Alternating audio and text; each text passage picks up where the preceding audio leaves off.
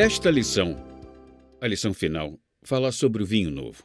Ok? Agora vamos ler Isaías, que diz: Não vos lembreis das coisas passadas. É a forma que Deus se movia através de você ou de outras pessoas. Nem considereis as antigas. Contemplem.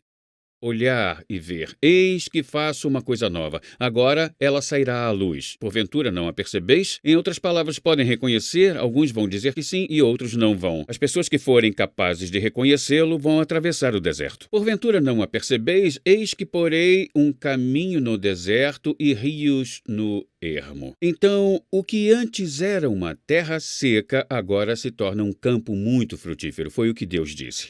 Vejam o que aconteceu. Se olharem para isso, agora eu vou ler minhas anotações, pois isso é muito importante. A mudança, a coisa nova que Deus quis fazer, não é nova para Deus, é nova para nós. Tá bom? Então temos que lembrar.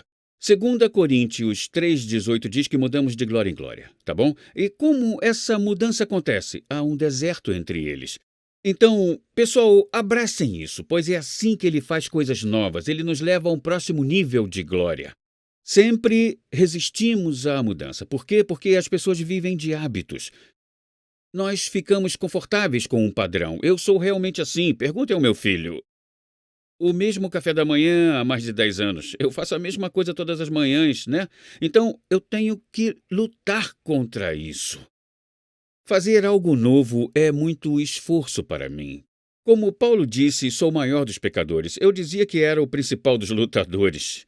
E, sim, eu sou uma pessoa de hábitos. Mas meus filhos e esposa foram muito piedosos comigo e me ajudaram a fazer mudanças, porque eu abraçava o antigo e era muito difícil para mim entrar no novo. Mas agora que eu tenho quase 60 anos, vamos lá, vamos fazer algo novo. Eu amo isso, sabem?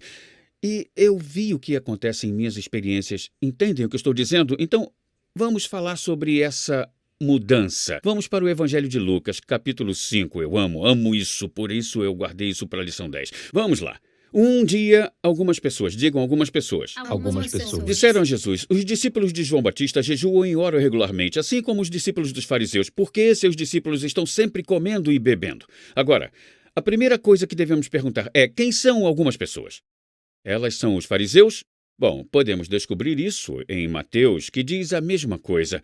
Um dia, os discípulos de João Batista foram até Jesus e perguntaram-lhe por que seus discípulos não jejuam e oram regularmente. Em Lucas, como nós e os fariseus. Ok, espere um minuto. Agora temos que falar sobre isso.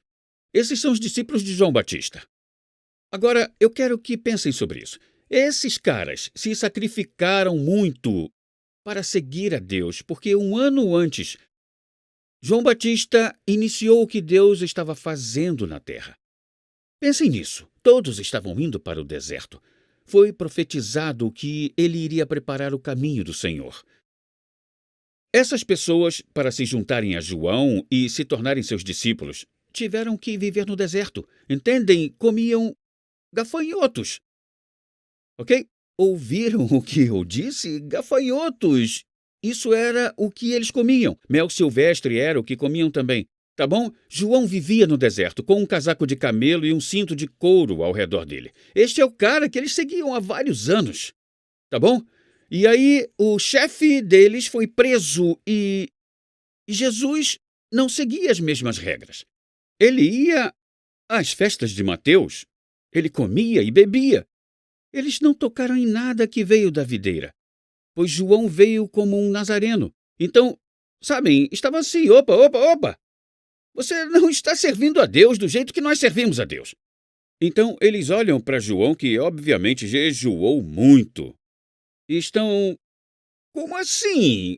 Vocês vão a festas de Mateus, comem banquetes? Nós jejuamos. O que eles estão tentando fazer? Eles estão tentando trazer Jesus para o método deles de servir a Deus. Porque um ano antes era assim que Deus se movia na terra. Gafanhotos, mel silvestre, deserto. Estar no deserto, não em festas comendo banquetes ou bebendo os melhores vinhos, né? Então eles pensaram, temos que falar com ele sobre isso. Então, Jesus, eu amo a resposta que ele dá. Jesus diz: Os convidados do casamento jejuam enquanto comemoram com o noivo? É claro que não. Tá bom? O que Jesus está dizendo aqui, por que meus discípulos têm que jejuar? Entendem? Fizeram do jejum uma religião. Se precisam de alguma coisa, Deus manifestado em carne está bem aqui. Tudo o que precisam fazer é me pedir e eu darei. Eu amo a maneira como ele expõe os religiosos. Um espírito religioso sempre quer travar o que Deus quer fazer. Tenta resistir o que Deus está fazendo. Os fariseus diziam que Moisés é o nosso pai, resistindo ao Filho de Deus vivo entre eles. E é isso que os caras fizeram, tá? Vejam o que Jesus disse. Mais um dia o noivo será tirado. Repitam comigo, tirado. Tirado. Esta é a ênfase da afirmação deles e então jejuarão. Jesus estava falando sobre comida, sobre o que eles levantaram? Sim, posso ver isso. Mas na verdade eu acho que Jesus estava falando sobre um jejum na presença de Deus.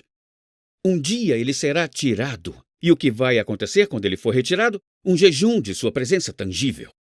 Veem isso? Agora, como eu sei disso? Como é que é a verdadeira interpretação? Pois ele continua dizendo, vejam isso, ninguém põe vinho novo em odres velhos, pois o vinho novo arrebentaria os odres, derramando o vinho e estragando os odres. Vamos falar sobre isso, tá? Primeiro, qual é o tipo de vinho que tem nas Escrituras? É sempre um tipo de presença tangível de espírito. Estar bêbado, não com vinho em excesso, mas estar cheio do Espírito. Em outras palavras, Paulo disse que estar cheio do Espírito é algo real. Por pessoas que não ficam bêbadas por causa de vinho ou drogas e que procuram a única satisfação que só se consegue através do vinho novo, que é a presença do Deus vivo. Certo? Então, ninguém põe vinho novo em odres velhos. Mas o que é um odre? Ok, eles colhem as uvas, pisam nelas, fazem tudo isso. Sabiam que há um tempo para armazenar o vinho? Bom, naquela época usavam peles de carneiro, tá bom? E chamavam de garrafas de vinho. Eram feitas de pele de carneiro. A pele de carneiro, antes de colocar o vinho, era muito flexível e muito maleável. Dobraria, tá? Eles colocavam o suco nisso, tá bom? E ele podia reter o vinho. Depois de meses e meses e meses, o clima do Oriente Médio secava e absorvia a umidade da pele de carneiro. Mas então, uma vez que o vinho era derramado, a pele de carneiro não ficava mais flexível e macia, ficava rígida, quebradiça. Então, se colocassem mais suco naquela pele, ela iria estufar e arrebentar, e eles perderiam o vinho. Tá bom?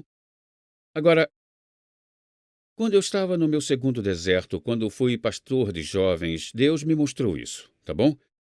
Antes eu quero dizer mais uma coisa. Jesus disse que isso derramaria o vinho, você perderia o novo mover de Deus, e isso estragaria as peles. Então, vejam que as peles são o recipiente. O que contém o novo mover de Deus? Isso são os movimentos. As igrejas somos nós, os indivíduos.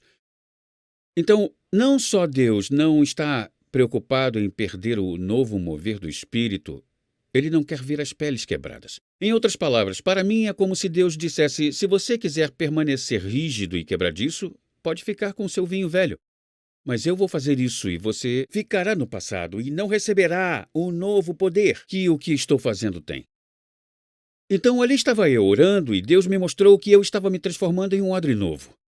Enquanto eu orava, tive uma visão de uma garrafa de vinho sendo virada e cada gotinha do vinho derramada. Eu estava... Meu Deus, você tem que derramar o vinho para fazer a pele nova de novo. Porque quando eles despejavam o vinho todo, esfregavam com azeite de oliva e molhavam, e deixavam de molho na água por dias. Em seguida, eles esfregavam com azeite de oliva e tornavam flexível e macia de novo. A água significa ser lavado pela água da palavra. Lembram do que Jó disse? Me apeguei às suas palavras mais do que ao alimento necessário. Então, quando estivermos em um lugar seco, entrem na palavra de Deus. Sabem, uma das coisas que eu faço antes de ler a Bíblia pela manhã é pedir ajuda ao Espírito Santo, pois sem a ajuda dele, nesses 38 anos que leio a Bíblia, eu não entenderia nada. E peço para me mostrar algo de Jesus que nunca vi antes. Acreditem, eu faço isso, mesmo depois de 38 anos caminhando com Deus, pois eu sei o quão importante é a palavra de Deus, fomos lavados por ela, entende? Esfregar com azeite de oliva é a oração. Tudo bem? O que ele está dizendo é: se você fizer isso, o que vai acontecer? Você será um vaso novo, onde o vinho novo pode ser derramado. Um movimento novo e fresco do Espírito não é novo para Deus, é novo para nós. E se você olhar para movimentos antigos, o que você vê? Vê apenas instituições, somente pessoas que estão presas. Tenho ido a igrejas e visto que o pastor ainda está preso nos anos 80. Quero dizer que ainda está fazendo o que fazíamos nos anos 80, cantando as mesmas músicas, a mesma decoração. Ainda tem pastores presos nos anos 90. Já vi pastores presos nos primeiros anos do século XXI. É tão importante clamarmos por um novo mover do Espírito, não importa quanto tempo estamos caminhando com Deus. Estão ganhando alguma coisa com isso? E Jesus continua a dizer: o vinho novo deve ser guardado em odres novos, ou odres renovados. Ninguém que bebe o vinho velho parece querer o novo. Dizem: o velho está ótimo. Então, o negócio é o seguinte: sempre que há um novo mover de Deus em mim, a verdadeira batalha que enfrento é que quero ficar com o velho. Pois eu gosto dele. Eu me acostumei. Certo? Eu sou uma pessoa disciplinada, uma pessoa com hábitos. Eu gosto disso. Mas ainda assim Deus diz: eu quero fazer algo novo. Eu vi isso nas mensagens. Eu estava pregando sobre criptonita em todos os lugares que eu ia e, literalmente na turnê de Betel, vimos mais de 5.000 pessoas serem salvas. Loucura. Eu já tinha visto isso antes, Deus colocar a sua mão em uma mensagem, mas eu tentei pregar as mensagens antigas só porque precisava de uma mensagem para pregar, e eram tão simples. Quando ele me pediu para pregá-las por todo o país 10 anos atrás, foi poderoso demais. Mas com essa mensagem do deserto, você nunca me ouviu pregá-las antes, em todos esses anos. Eu escrevi esse primeiro livro em 91 e o li recentemente e pensei, essa mensagem foi profética para os anos 90. Esse livro precisa ser reescrito. É por isso que estamos reescrevendo e lançando em janeiro de 2019, porque ele precisou ser atualizado. E Deus está colocando isso em meu coração. Por quê? Porque está preparando todas essas vozes proféticas, jovens da idade de vocês, ou caras mais velhos como nós. Vamos todos sonhar os sonhos de Deus. Ele está nos preparando para fazer algo fresco e novo. Então, gente, não se acostumem com o velho. Não se sentem e digam: eu gostei quando ele fez isso há 1 ano através de mim. Eu gostei da maneira como ele fez há 3 anos. Agora ele está fazendo algo novo. Podem dizer amém para isso? Aqui está o resultado. Prontos? Jesus está dizendo isso. É bem mais fácil ficar com o antigo do que passar pelo processo de busca necessário para mudar para receber o novo. Isso é o que impede uma pessoa de ir para o novo.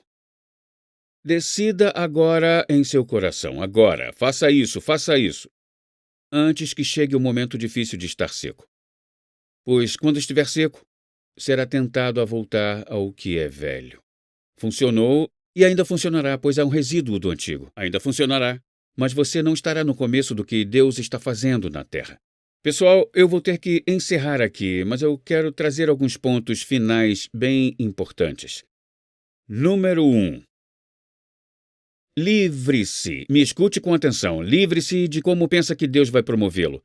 Ok? Apenas livre-se da maneira que você acredita que Deus irá promovê-lo. Eu me lembro de que costumava pensar em como pode um menino que cresceu em uma cidade de 3.000 pessoas, frequentou a igreja católica a vida toda, quase não conhecia ninguém. Como Deus levanta aquele jovem para pregar às nações?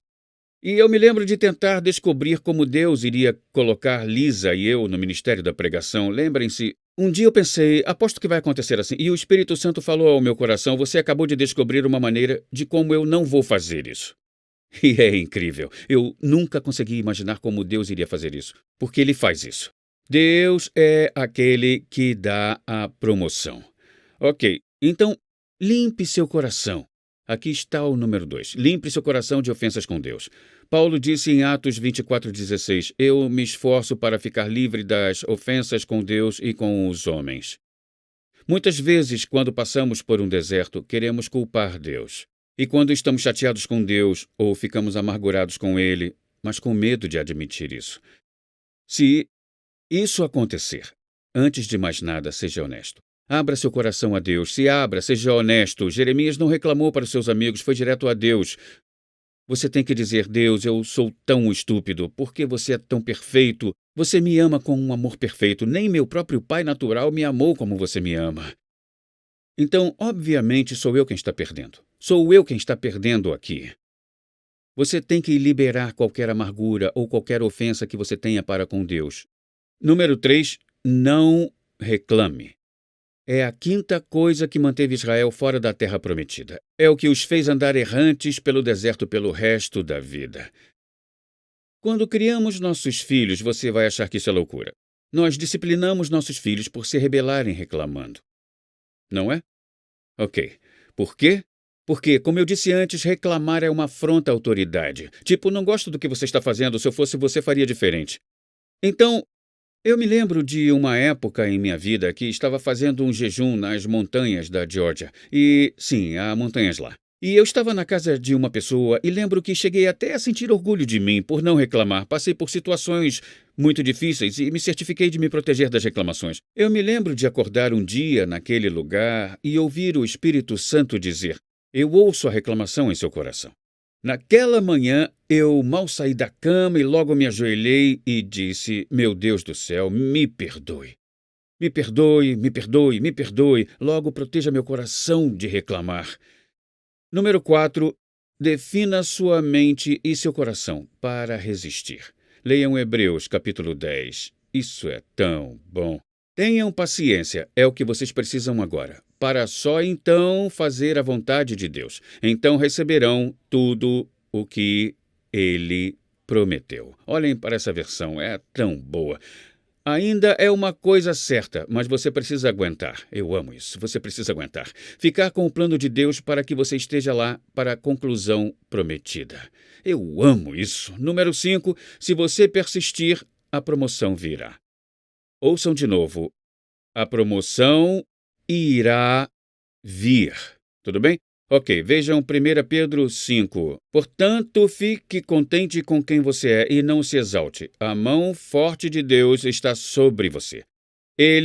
Este é Deus, ele irá promovê-lo no momento certo. Ok? Lembrem, o seu tempo não é o tempo de Deus. Salmos 31, meu tempo é em suas mãos. Ele é o Senhor da nossa vida. Descanse em Deus. Isso significa que você não precisa se preocupar em fazer acontecer. Deus cuidará para que aconteça. Ele cuida de você. Vejam o Salmo 75, que diz: para a exultação ou promoção não vem nem do leste, nem do oeste e nem do sul. Por quê? Porque vem do norte.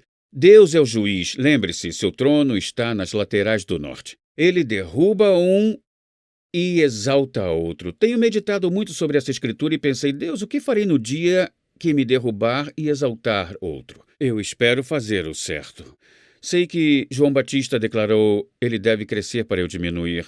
Mas eu sei que depois de estar na masmorra, João enviou seus discípulos a Jesus e disse: és tu que vem ou vamos olhar para outro? Está brincando. Ele viu os céus se abrirem, conheceu o Espírito de Deus, e é por isso que Jesus enviou a mensagem de volta e citou Isaías e disse: João, bendito aquele que não se ofende comigo. A promoção virá. Saiba disso. Número 6. Mantenha o objetivo mais importante com você.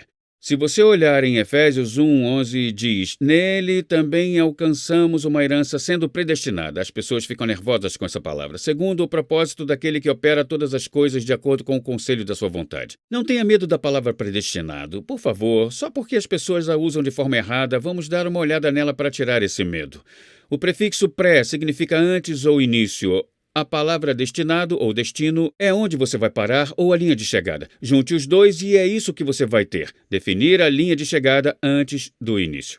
Deus escreveu a história da sua vida antes mesmo de você nascer. Diz no Salmo 139, antes de eu nascer, você escreveu a minha história de vida. Cada momento da minha vida foi registrado em seu livro antes mesmo de eu nascer. Ele tem um grande plano para a sua vida. Um futuro cheio de esperança, alegria e promessa. Não desista. Qual é a linha de chegada? O que ele predestinou para nós? Paulo nos diz: pois o que dantes conheceu também os predestinou. Ele estabeleceu a linha de chegada antes de nós começarmos, para sermos a imagem de seu Filho. Esse é o objetivo número 1 do cristianismo. O objetivo número 1 de Deus nos criando para sermos santos. Ele deseja que sejamos a imagem de Jesus Cristo. No ministério, podemos sair do alvo. Se você olhar para os macabeus, eles estavam determinados a impedir a idolatria de Israel. Viveram 200 anos antes de João Batista. Começaram bem, mas seu foco era impreciso. Não focaram no coração de Deus como Davi e Moisés, e então acabaram se tornando fariseus. O foco número 1, focando o ponto final. Seu GPS interno deve ser conformado à imagem de Jesus Cristo. Se você é um pastor, é para isso que você está direcionando seu povo. Se você é um cristão, um discípulo de Jesus Cristo, seu objetivo é tornar-se como ele. E, finalmente, o número 7 como palavra final. Eu quero ler 2 Coríntios capítulo 4, pois acho que resume muito bem.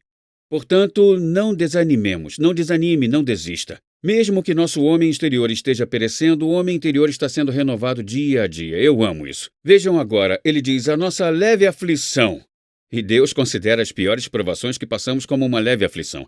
E é só por um momento. Lembrem-se de que o momento para Deus pode durar anos. Produz para nós um peso de glória muito maior e eterno.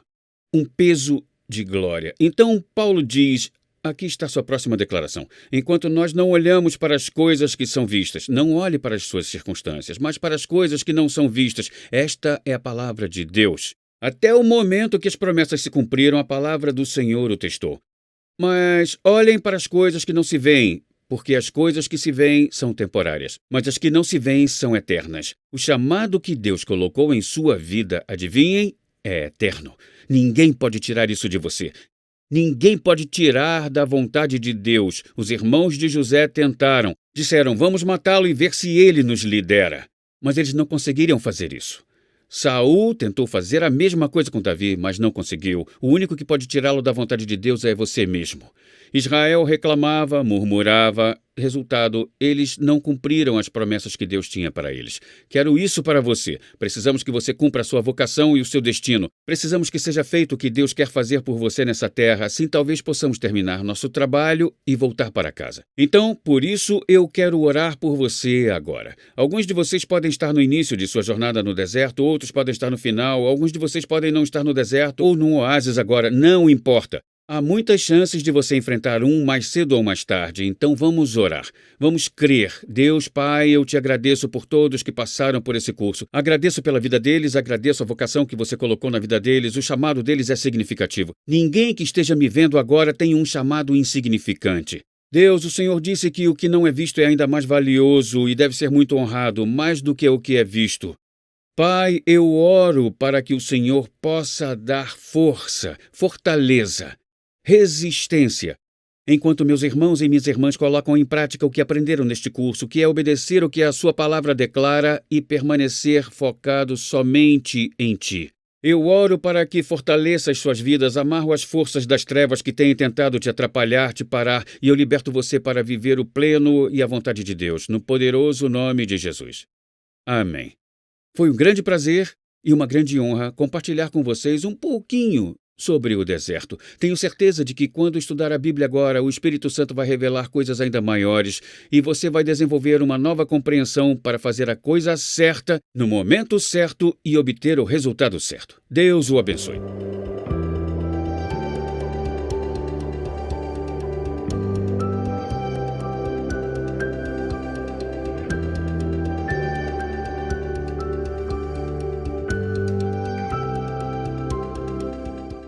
Apresentando Messenger X, uma nova plataforma de downloads e streaming de vídeo.